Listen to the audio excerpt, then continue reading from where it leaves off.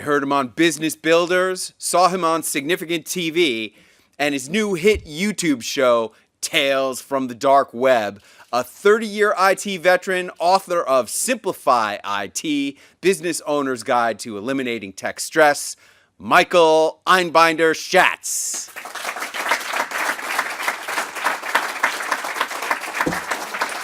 Thanks, Clint. Welcome, everyone. I'm going to take you back to high school.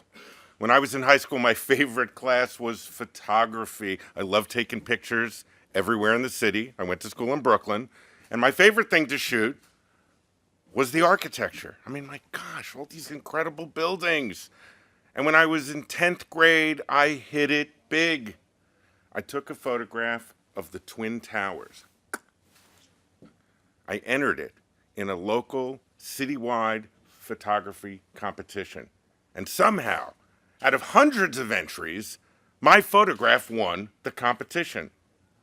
The citywide competition. The citywide competition in the biggest city in the country. And that became a really big part of who I was. I mean, I was the hotshot photographer in my high school. I was going to go on and study photography, hopefully, at Rochester Institute of Technology, because I thought, well, that's the greatest photography school in the country, and I was that talented. At the beginning of my senior year of high school, a new kid came into the photography class. He was an extremely shy, introverted sophomore. Nowadays, we'd probably say he was somewhere on the spectrum. Back then, he was just a strange kid, let me tell you. He barely said a word to me or anyone else for the whole year, either in class or in the intimate confines of the darkroom. Now, the kid was good. He took some good pictures. I really, really liked his work. But I won the Did I mention I won a competition? So I was still the man, right? I was still the man. So one day, we're putting up our newest photos in class, and he puts up his picture. It's of a 4-year-old girl. She's sitting in a darkened room, framed by a single window. Her eyes are perfectly illuminated with shallow focus, and they're beautiful and they're haunting. It's like they contained the wisdom of the ages.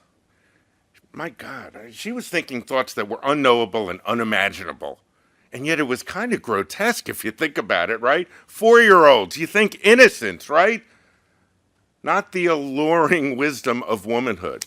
And yet there she was, staring at me from a piece of photographic paper, piercing my heart, piercing my dreams with her eyes. And it was in that moment I just knew that I would never, ever take a photograph that good. That kid, that punk, he had something special. And I knew that if I went to RIT, I would wind up learning how to shoot weddings and bar mitzvahs and food. I'd be a craftsman. But I wanted to be an artist. I wanted my work hanging at MoMA. I wanted a retrospective. And I said to myself in that moment, who am I to devote my life to mere craftsmanship? And that was the first time that I can remember where I put the brakes on. And I got to tell you, it wasn't the last time. And I've been really fortunate. It's 40 years later now, or almost 40 years later. I've been able to examine my life with friends, colleagues, coaches, even therapists. And I've seen that putting on the brakes has been a theme in my life. And fortunately, because I've seen this and recognized it, I've been able to cut down on it by a significant degree.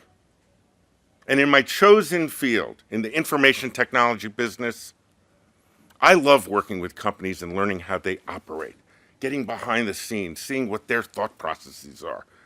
And yes, identifying where they're putting on the brakes. Because there is nothing worse than realizing how many miles ahead you could have been if only you didn't put on the brakes. And I don't want anyone to come to the end of their career their business or their life and have that kind of regret. Because I know, personally, how hard it can be. And because I recognize it, and because I know it, I've helped my clients achieve significantly more than they might have otherwise. And I just want to thank you all for coming out today and listening to my story.